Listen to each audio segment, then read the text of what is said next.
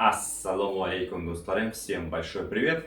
И тема Евразийского экономического союза для каждого узбекистанца, она очень горячая. Вчера депутат Государственной Думы сделал заявление о как раз таки экономическом Евразийском союзе для Узбекистана. И почему в ближайшее время Узбекистан в любом случае не откроет военную базу.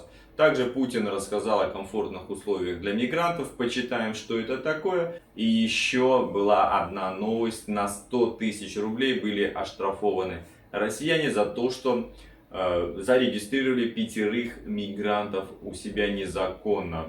Если такие новости вам интересны, ставьте лайки, подписывайтесь на канал Планета УС. Ну а мы начинаем. Итак, друзья, переходим к новости. Депутат Государственной Думы считает, что Узбекистан и Таджикистан не примут войска США по нескольким причинам. И одна из них — это Евразийский экономический союз. И Таджикистан, и Узбекистан участвуют в различных договорах. Это у нас и Евразийский экономический союз, это у нас и договор о коллективной безопасности, в котором у нас участвует Таджикистан.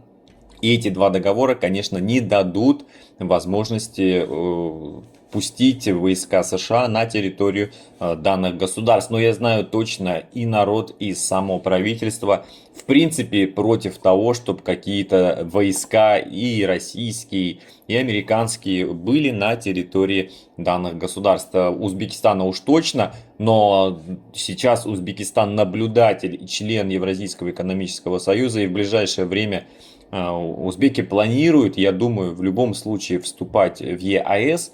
Как долго этот промежуток будет времени длиться, вот это их членство как наблюдателя, мы не знаем, но точно понимаем, что Узбекистану евразийская интеграция очень важна.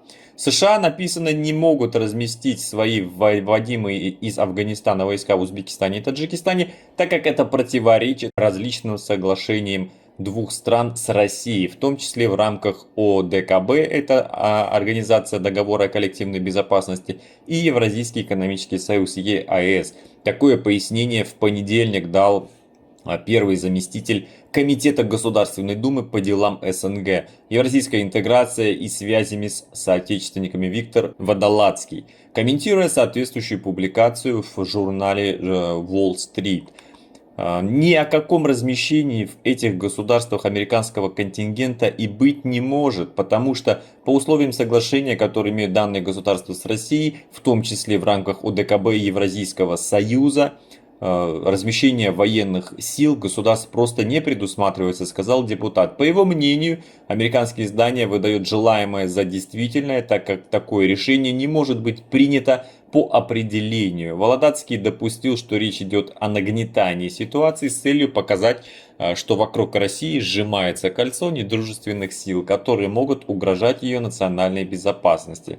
Это еще раз говорит о том, что России нужно укреплять взаимные отношения по всем направлениям, и политическим, и экономическим, и военным, с нашими братскими странами в рамках СНГ, заключил у нас, получается, Володацкий. Мы знаем, что вот буквально сейчас идет вывод войск из Афганистана американцев, и они, конечно же, хотят где-то неподалеку расположиться на всякий случай. Но мы уверены, что Узбекистан будет вступать в ЕАЭС в ближайшее время, и все-таки узбекскому народу ближе, конечно, российский народ. Мы вместе, у нас история больше 100 лет совместная. У нас много своих традиций, которые у нас и в России, и в Узбекистане.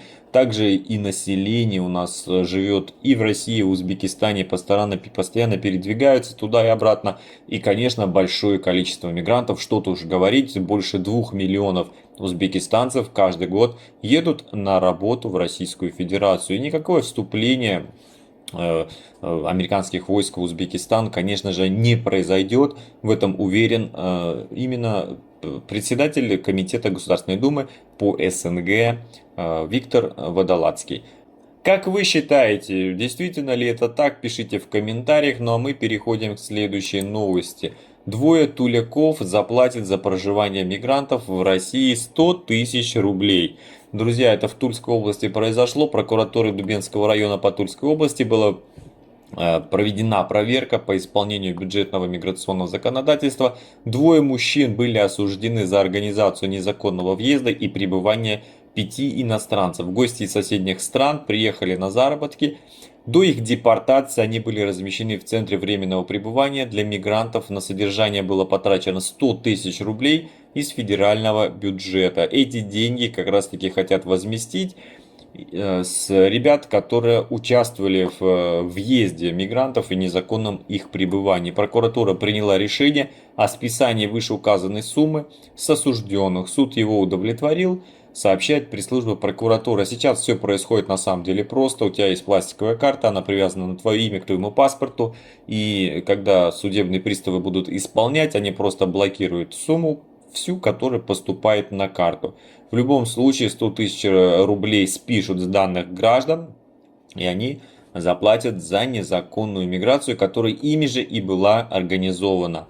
Участвовали ли в этой, грубо говоря, махинации сами мигранты, мы не знаем, потому что в большинстве случаев, конечно же, доверие на тех ребят, которые предлагают данную регистрацию, все больше и больше. Переходим дальше, ребят, еще одна новость, она у нас несколько дней назад уже пробыла, и она все до сих пор в сети вращается. Рабочих рук не хватает, об этом уже конкретно заявили президенты. Путин сказал Рахмону об этом и пообещал, что мигрантам будут комфортные условия. Пока, конечно, судя по комментариям под моими видео, ребята не согласны с данным событием, потому что комфортное пребывание в изоляторе следственного, временного содержания, это, конечно, не то, о чем говорит, конечно же, президент. Президент России Владимир Путин на встрече в Кремле с таджикским коллегой Маулей Рахмоном рассказал о нехватке в России рабочих мигрантов и нескольких отраслях. Вице-премьер Марат Хуснуллин оценивает дефицит от 1,5 до 2 миллионов только на строительной площадке. По словам пресс-секретаря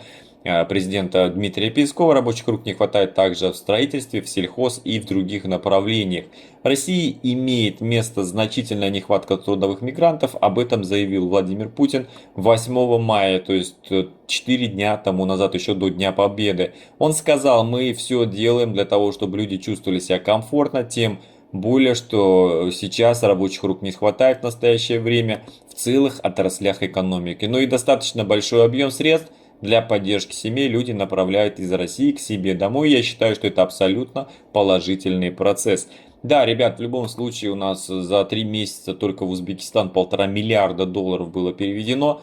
И этот процесс выгоден и мигрантам, и Российской Федерации. Конечно, такое обоюдное решение. Надеемся, действительно скоро комфортные будут у нас условия для пребывания мигрантов. Если новости были интересны, полезны, ставьте лайки, подписывайтесь на канал Планета Уз и пишите комментарии, что вы думаете по ЕАЭС, когда Узбекистан уже вступит в данную организацию. Всем удачи, здоровья, хайр, саламат, блин.